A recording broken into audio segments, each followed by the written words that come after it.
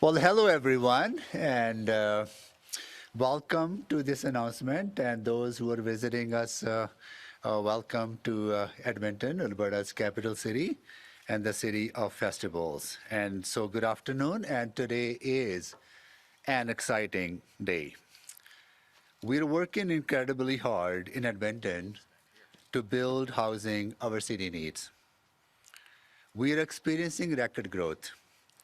Our population grew by more than 100,000 people between 2021 and 2023. And we expect to welcome another 50,000 Edmontonians by 2026. Without additional housing supply, rents and mortgage costs will rise faster than income growth. And more people will experience the pressures of the housing market and homelessness. To maintain Edmonton's affordability, we must continue increasing the supply and diversity of housing in our city, especially non-market housing for thousands of low-income households. And I'm proud to say that Edmonton is being recognized across the country for our transformative efforts in tackling this challenge. And our efforts are making a real difference. And this is a good example of that. Edmonton has once again ranked number one in Canada because of our low development fees, robust planning processes, and efficient approval timelines. We are making innovative policy changes, forging stronger relationship with the housing sector and with the other orders of government, and directing investment to make land shovel-ready. And of course, the federal government has stepped up to support housing in Edmonton with the Housing Accelerator Fund. This federal investment has enabled Edmonton to build our housing action team, explore innovative automated permitting options, develop the infill housing infrastructure fund, and these funds are also helping us exceed the ambitious target we set in our affordable housing strategy. Together, we will work to keep housing affordable and accessible, that as Edmonton grows, we build a strong and more inclusive city where everyone has a place to call home. And we can't slow down now. In light of the unprecedented times that we're facing and the threats of tariffs that would make affordability crisis worse, we must do everything we can to defend our economy, protect our affordability advantage, and support Edmontonians. Today's announcement will do just that: protect Canadian builders, build more housing, and keep Edmonton affordable. With that, I'm honored to introduce Prime Minister Mark Carney to tell us more about this plan to support Edmonton's growth and build the housing we need. So, Prime Minister, thank you for coming home to Edmonton today. Thank you very much. Thank you, Monsieur le Maire, Amarjeet. It is a great pleasure for me to be here, and I want to thank Emma and Adil from Ohit Homes and for inviting us here, hosting us here, but for what you're doing and being part of what is an incredible story in terms of housing. You know, I looked out as I came in. We're in the shadow of Commonwealth Stadium, but when I think of it as in the shadow of Clark Stadium. Those of you who are from Edmonton remember those days. And the transformation of the stadium yards here is part of a bigger transformation in this city, which really is the most successful story in housing across the country, a story that needs to continue and needs to be emulated. You know, I'm going to start on a slightly different point, though, if I may, which is something else that Canada's new government announced this morning, which is a provision of $187 million to support the reconstruction of roads, of campgrounds, of trails, and of housing in Jasper townsite, but the rest across the national park. It's a special place. Jasper's a special place I think for all of us Canadians, very much so for those from the region, those here in Edmonton. I knew it well growing up and have some unforgettable memories from, Sublime, going around the lakes and camping or hiking, to the terrifying when a bear tore apart the tent next to us while we were cycling. So it was heartbreaking when the fires ravaged the park and through the town site. And this funding announced today will help residents get back home faster, rebuild the town stronger than ever, and also build out the park infrastructure. As the mayor said, I'm back in Edmonton. I owe everything to this city. It's where I grew up. It's the place that shaped my understanding of our great nation. It's where I was taught in the classroom, around the kitchen table, at the rink, the value of hard work, the strength of community, the importance of ambition and humility. And that's a uniquely Canadian combination, I think, combining ambition and humility, but we can get it right. These are good values. These are Alberta values. And back when I was growing up, that's what you needed to succeed. Quand j'étais jeune, c'était simple. Si tu avais travaillé fort, tu aurais été capable de vivre confortablement, d'avoir un logement qui avait du sens dans une communauté où il fait bon vivre. C'était le cas ici à Edmonton et à travers le pays, mais ce n'est plus le cas aujourd'hui. Un logement stable est la base du succès. Sans logement, on ne peut pas se concentrer sur son avenir. Sans logement, il est difficile de fonder une famille. Et sans logement, on ne peut pas bâtir une économie la plus forte du G7. Stable housing, access to housing, is the foundation for success. Without housing, it's hard to focus on your future. Without housing, it's hard to start a family. And without housing, we can't build the strongest economy in the G7. And the reality today is that when Canadians, particularly young Canadians across the country, are doing everything right, studying hard, getting a good education or training, securing a well-paying job, saving up, they often barely have enough to pay the rent. Now, that's not true here. That's not true here with these units. That's not true here in Edmonton, but it's a bigger challenge across the country, and the challenge of being able to afford a home. And the reason is that Edmonton is not Canada. Canada is not building enough new homes. And so as a result, housing is just too expensive. And it's a problem that we in the government are now addressing head on. And I said right from the beginning when I launched my leadership bid just 2 months ago in Laurier Heights, not far from here, it's time to build. We need to get housing supply up. In fact, we need to double housing supply on an annual basis. We need to get that supply up so we can bring costs down. We need to build more at a faster pace. So my government will stimulate innovation and productivity and sustainability by promoting new technologies such as modular and prefabricated homes that speed up completion times, lower costs for builders and buyers. We're working to remove barriers by cutting red tape, levies, development costs and chargers that the mayor just mentioned, reducing taxes, accelerating permitting approvals, and working directly with mayors. And this is really a story of success in those cities that are engaged, such as Edmonton, working directly with the cities through the Housing Accelerator Fund. It's made an impact here. It's making an impact across the country from Quebec City to Saskatoon, I know from personal experience. And the other thing we need to do, and I'd like to thank colleagues for being here who are building these homes. We need to grow the construction sector workforce, accelerate training and apprenticeship programs, improve the mobility of skilled labor. There's more than enough work right now in Edmonton, but we want to build up the work across the country. And we want the skilled workers to be able, if they so decide, to immediately go to another part of Canada and work there without any red tape or hassle. And that's going to be a focus when I meet provincial premiers tomorrow. Because it is a time to build, we are going to have a multi-decade building of this country. And it is going to be a great time to have a career in the trades. Now, in the coming weeks, we're going to announce a lot more on further increasing housing supply.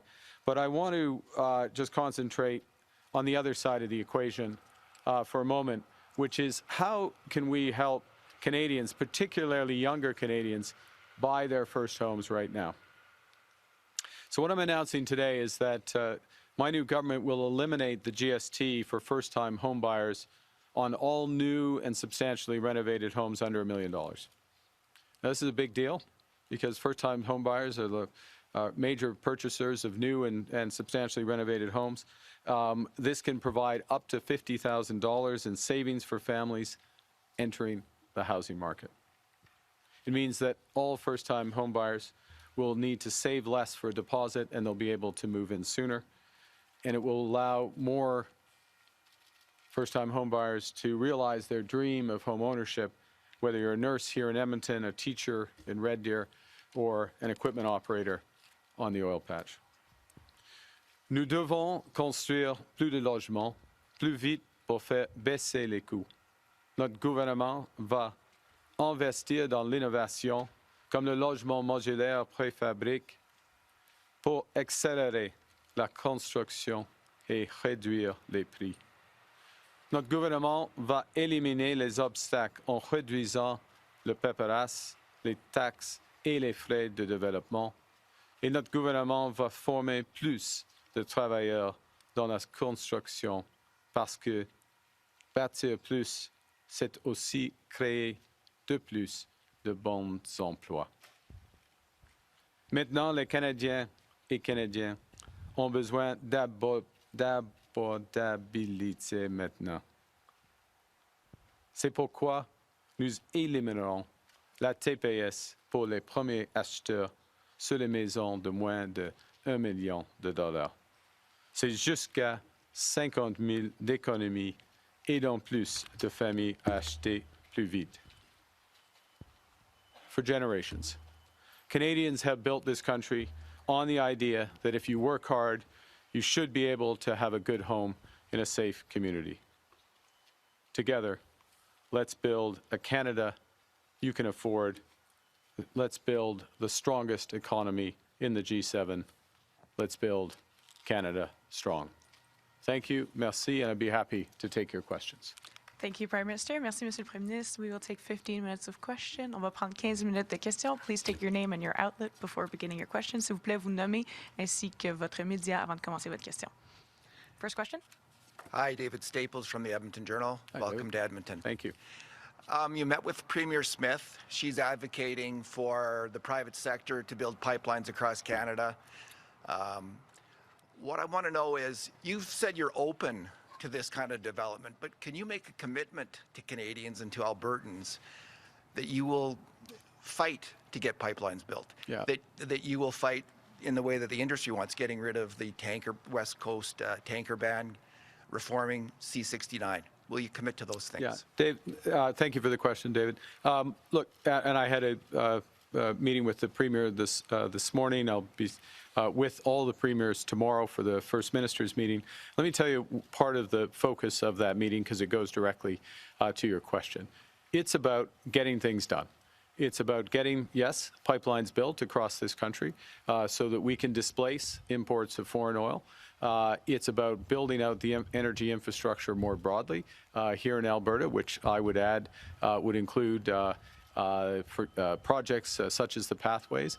It's about building energy corridors and trade corridors, including potentially up from here through to Nunavut. So we have additional deepwater ports and opportunities there.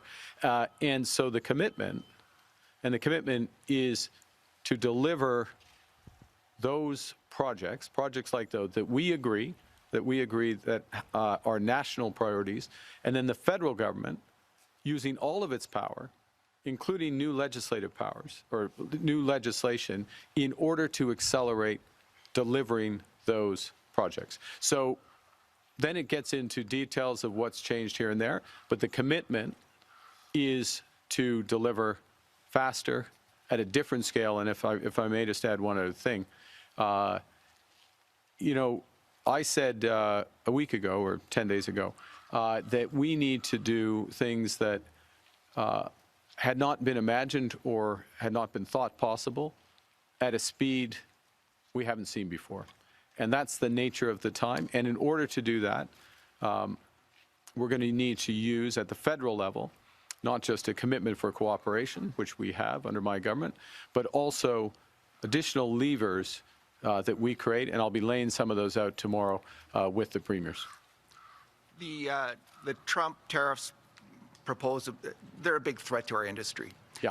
They're deregulating in the States. They're getting rid of taxes, carbon taxes, all kinds of taxes and regulations to free up industry. You're talking about bringing in an industrial carbon tax and supporting the emissions cap in Alberta. How is that going to help Canadian industry in the face of this threat from the United States? Well, there's a couple of things, if I may, David. First is the question of access, reliable access to the U.S. market. And in order to have reliable access to the U.S. market, we're going to need a comprehensive renegotiation of our economic and security partnership with the United States. The American government has chosen to violate a number of aspects of that partnership for reasons known only to themselves. They're putting a tax on Alberta oil that serves no purpose other than to raise the price to U.S. consumers. And more broadly, the taxes on steel and aluminum and other ones coming, or the tariffs, I should say, are outside the legal framework of CUSMA, USMCA. Okay, so we need to recast that. What we need to do in parallel is to make sure that our industry is as competitive as possible, and I'm much more interested in increasing the competitiveness of our energy sector, of our manufacturing sector, of our AI sector, and working with industry and with provinces on specific ways to get those reductions, as opposed to, and last point, which goes to your question, as opposed to having preset caps or preset restrictions on preset timelines. Thank you. Next question. Prime Minister, thanks for taking my question, and welcome to Edmonton. And James from the Western Standard. You recently... Sorry about the microphone. Yeah, no problem. I'm a pretty tall guy. You have not been elected in a federal election yet, and you recently flew to Europe on government wide-body jet at the expense of at least $500,000. So the question I have for you today, and maybe I'll say this before I ask the question, these people around you all paid for that flight, and you've not been elected yet. So will you commit to refunding these taxpayers for that flight? Well, it's an interesting question, way of framing it. Look, and I'm going to go back to, I'm going to allude to the question that was asked previously by Mr. Staples from the Journal, and the situation that we're in as a country, which is we are in an economic crisis that's brought on, sorry, I'm going to answer the question, brought on by the tariffs that have been put on Canada, actual and prospective. One of the challenges... The economic crisis was brought on by former Prime Minister Justin Trudeau, and you were his advisor at the time. I think you would find... These people did not create that problem. I certainly... hey, nobody in Canada created that problem. Nobody in Canada created that problem. The U.S. government has decided to put tariffs on all of its closest allies, all of its closest allies. I wouldn't for a moment suggest that anyone in Canada is the cause of this. What our responsibility is to take action to react to a different world that we're in. And part of the way we do that is we build out new partnerships, new opportunities, including opportunities, and I'm going to give you a specific one, and then I don't know if you have one more follow-up, but I'll give you a specific example. It goes to my previous answer, something I also discussed with the Premier this morning, which is Canada has many advantages, and one of them is in critical metals and minerals. One of the issues is how are we going to develop the trade routes and the trade corridors rapidly in order to export those critical metals and minerals? And who are our clients for that? Who are our customers? Do we only have one customer to the south of us, the customer that's attacking us, that doesn't respect the trade agreements that they signed? Or should we develop new customers in Europe? What's required, if I may, what's required for those new customers is to build out trade corridors and infrastructure, including what I referenced in my previous answer and discussed with the Premier, is the potential to go north, go to new deep water ports, Churchill as an example, Gray's Point in Nunavut as another.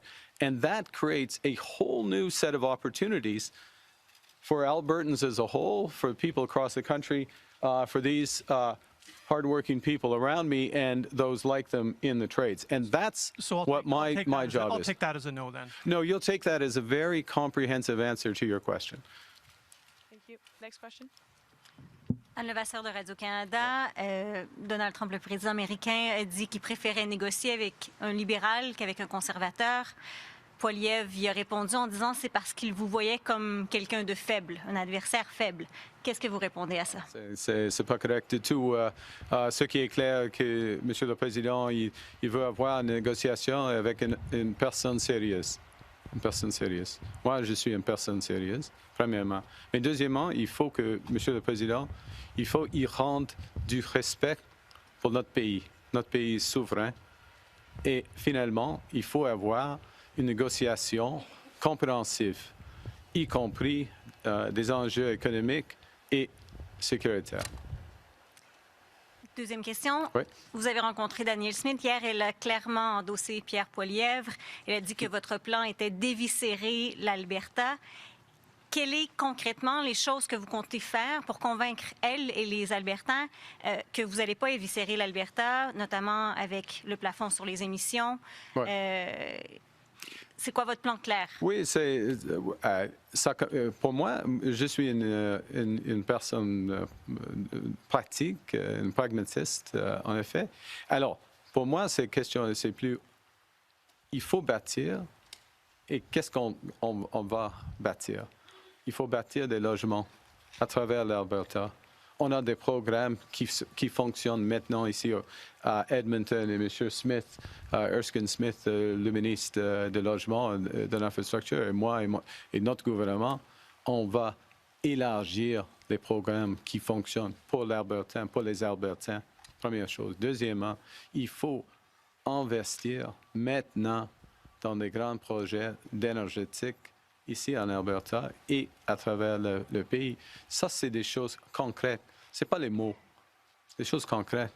Je suis ici pour bâtir notre économie. Est-ce que vous vous engagez à enlever ce plafond sur les émissions? Ce qui est important, c'est d'avoir des mécanismes de réduire, en effet, de réduire les émissions. C'est une question de résultat. Et il faut investir afin d'avoir tout cela, pas seulement avoir une loi. Alors, oui, je veux travailler avec l'industrie ici en Alberta et puis avec le gouvernement d'ici afin d'atteindre ce but. Okay? C'est des résultats. Les résultats m'intéressent et les résultats intéressent les Canadiens. Merci. Merci. Prochaine question. Next question. Hi. Hi, Prime Minister. Jasmine King with Global Edmonton. We saw you with the Oilers this morning, and obviously What'd you think? This announcement, nice shot. You think it's it? We Yeah. saw you with obviously now with this announcement. Why is it important for you to build up a Liberal presence in Edmonton and Alberta, and what impact do you think this might have on an upcoming election? Well, I'm Prime Minister of all of Canada, and the government serves all of Canada, and Edmonton's a hugely important part, obviously, of our country. So it's not tied to electoral timing. It's not tied to any specifics. This is, but something it is tied to is a very real need, which is around housing, and also a very real success story. And I'm a firm believer that we learn from our mistakes, but we also learn from success. And there has been tremendous success. You think of the The mayor will correct me because he knows all the figures, but I see it as about a 16% increase year on year, in construction, here in housing construction. That, if we had that across the country, we would be on track for what the country needs. So what can we learn from what Edmonton is doing right? And how do we emulate it? How do we reinforce it here? So that's part of the reason I'm here. Again, I'm going to go back to what I said to the previous answer, if I may, which is I'm a practical person. I like to see how things work and then correct mistakes, such as the consumer carbon tax, and reinforce things that are working, such as the Housing Accelerator Fund. And I'll hand back. I was just kind of going off that. I mean, how are you hoping, as we're looking further now into election, that you can build up the Liberal Party in Alberta? Well, look, I'm an Albertan. I grew up here, and Albertans are practical people, and they judge people on results and what they expect for those results. And the Liberal Party has a ways to go here, but we have very strong candidates. We'll have even more strong candidates, and we're offering a way of positive change for the country. And, this is a positive province. It's a province that knows how to get things done, create new industries. And at the core of what I've said from day one in Laurier Heights, literally at the rink where I learned how to skate. You may not think I still know how to skate watching me with the Oilers, but, it didn't fall down at least. That is, it's time to build. And that's what we're offering Albertans and Canadians. Thank you. Thank you. Thank you. We'll do last question. Dernière question, s'il vous plaît. Travis McEwen, CBC News. Will you be calling an election this weekend? Fair question. The first person who will know whether the recommendation to call an election, it will be the Governor General, as for convention. What's clear, Travis, is that in this time of crisis, is that the government needs a strong and clear mandate. We're offering a positive vision for the country, a vision of action.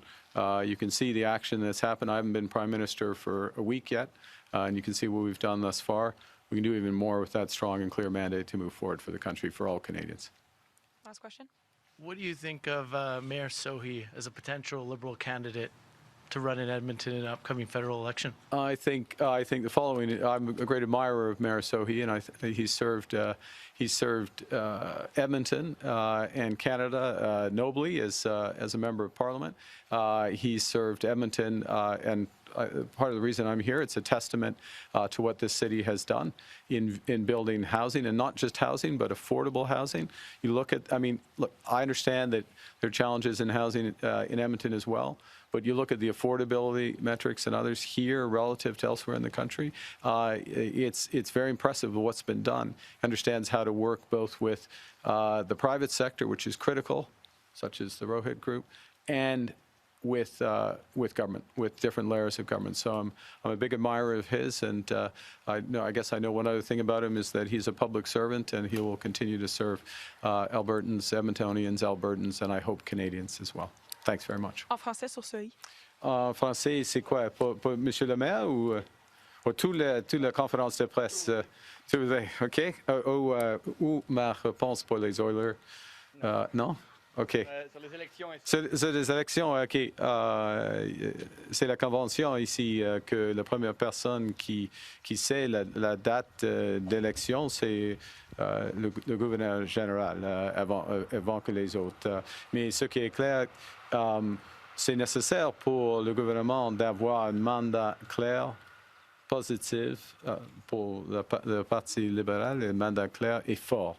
Nous sommes dans une crise, il faut avoir un gouvernement fort, positif, et un gouvernement qui mette l'emphase sur l'action et de bâtir une économie, bâtir notre économie et créer un Canada fort. Vous pensez quoi de M. Sohi derrière vous? Monsieur Sohi, je suis un grand admirateur de Monsieur le maire. Il était un serviteur de notre pays comme député au Parlement.